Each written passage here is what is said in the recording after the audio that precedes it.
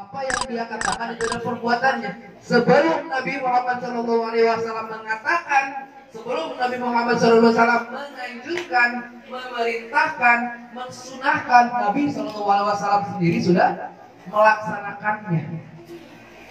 Ya, kita makan beda. Sedekah. Udah sedekah belum? Salat. Udah salat belum? Zakat. Udah zakat belum? Perintah doang. Gitu kan? Tapi Nabi Muhammad SAW seperti itu. Apa yang dia ucapkan, apa yang dia perintahkan, apa yang keluar dari mulutnya adalah perbuatannya. Ya, itulah hebatnya Nabi kita tercinta. Ada seseorang yang senantiasa memberikannya makan kepada si pengemis tersebut. Ngasih makan, terus dikasih makan, bahkan dihaluskan dulu makanannya itu karena giginya itu udah rontok, gitu, ya. Dihaluskan terus disuapin gitu, dengan lemah lembut, ya. Sambil berkuar-kuar mengatakan hal seperti yang tadi, menjelek-jelekan Nabi Muhammad.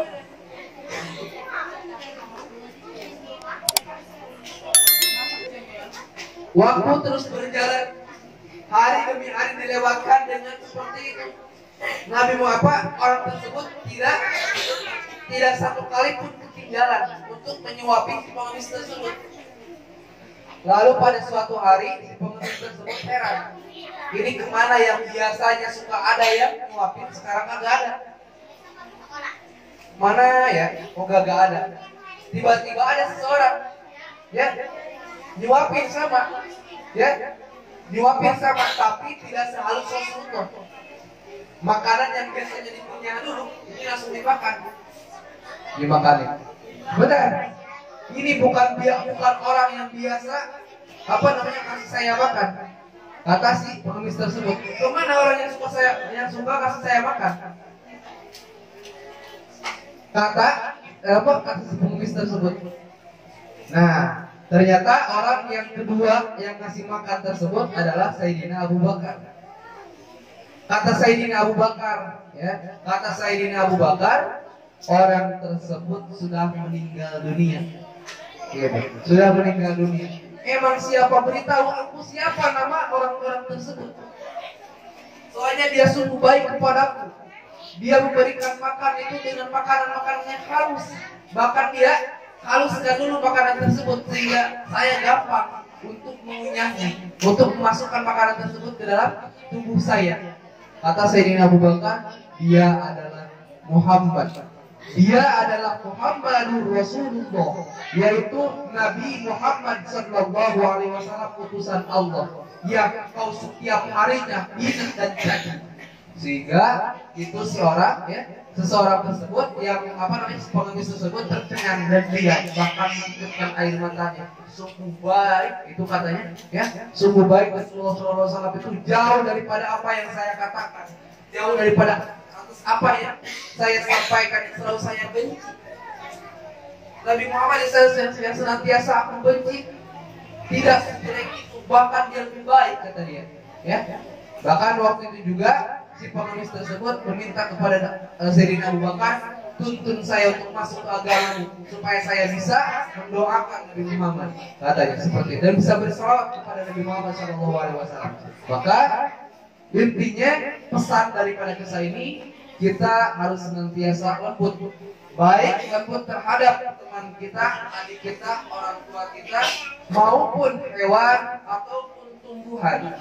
Jangan sampai kita berpikiran seperti ini, ya. Kawan-kawan, kucing misalkan, kenapa kamu itu nyamperin terus misalkan, ya. Ada ayam misalkan, ayo buang misalkan gitu. Jangan, ya. Sayangi mereka, ya, karena mereka pun adalah makhluk Allah. Nah, ada dua lagi sebenarnya, Pak, ya. Kisahnya itu sebenarnya banyak, cuman ya kita ngambil aja satu kisah yang barusan kakak sampaikan. Semoga kisah tersebut menjadikan pesan bagi kita untuk senantiasa mentauladani dan menjadikan contoh akhlak Rasulullah untuk kita, khususnya supaya kita menjadi insan penyayang, insan yang lembut tutur katanya, lembut perbuatannya, akhlak yang baik dan akhlaknya pun baik serta sopan. Karena kenapa? Karena miris di zaman sekarang itu bahasa anak muda sekarang itu sudah tidak tersaring lagi. Ya, sudah tidak tersaring lagi.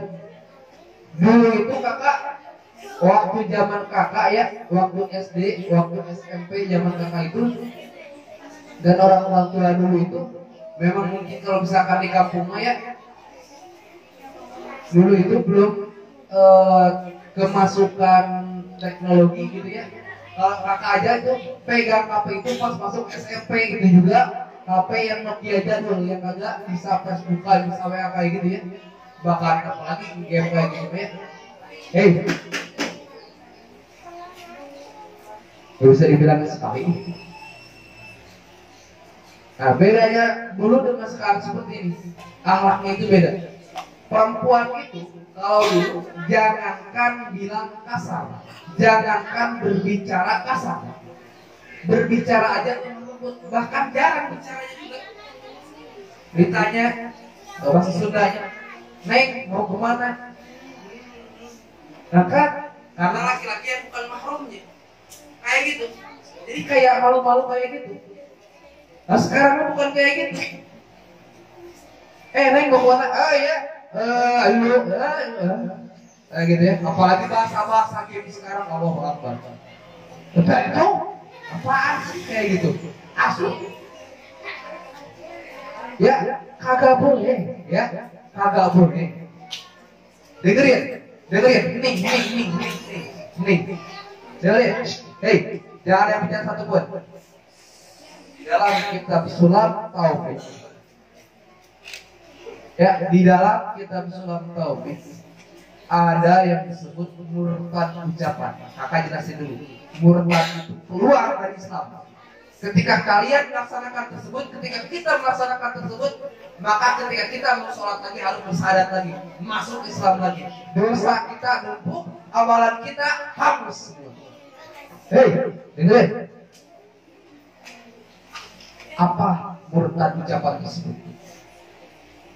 Salah satunya yaitu bilang anjing, bilang B2 ya kayak gitu ya, B2 atau kalau di Sunda bagong kayak gitu ya, terus anjing, pokoknya hewan-hewannya gitu yang tiga itu kepada umat muslim. Teman kalian muslim nggak? Kalian bilang kepada gitu, meskipun dalam panggilan, misalkan panggilan bercanda. Kemana? Misalkan kayak gitu ya, sensor ya. Bilang seperti itu langsung murtad. Ya, ngobrol. Hati-hati ya. Kalau bilang seperti itu murtad. Gitu. Kalau misalkan kita bilang seperti itu, murtad keluar dari Islam, mau sholat syahadat lagi. Dosa numpuk, pahala hangus. Mau gak? Jangan sampai. Terus apa lagi? Termasuk murtad ucapan itu bilang kafir kepada umat muslim. Kafir lu pada Islam disebut kafir. Dan itu ucapan tersebut akan berbalik kepada kita. Yang kafirnya kita. Maka hati-hati ya, minimal. Gimana sih? Ngobrol dulu. Amanat dari kakak supaya ada hikmah maulid ya. Kita tadi ngebahas tentang lemah lembut. Satu, amanat dari kakak, jaga ucapan kalian, jaga perbuatan kalian. Karena apa? Apalagi kalian kan menjadi binaan Yayasan Insan Bakti Pertiwi ya, menjadi binaan Yayasan Insan Bakti Pertiwi, maka gunakan lembaga tersebut untuk kita mencari ilmu, dan ilmu tersebut gunakan untuk diri kita pribadi, khususnya untuk orang lain kalau misalkan kita sudah melaksanakannya ya. Siap bahasanya di rumah ya, kagak ada lu buang lagi gitu ya. Ya aku kamu aja, ya. Kan lebih romantis kalau aku kamu ya. Diriku, gitu ya. Terus bahasa-bahasa kotor hapus ya. Reset ya. Install ulang ya. Ucapannya install ulang ya. Kembali ke setelan pabrik ya. Siap ya? Siap. Punya kotanya deh. Punya. Install ulang ya. Gitu. Nah, supaya karena waktu udah sore ya, mungkin hanya itu yang dapat saya sampaikan. Semoga menjadi ilmu bagi kita dan mendapatkan pesan-pesan yang kita dapat melaksanakan.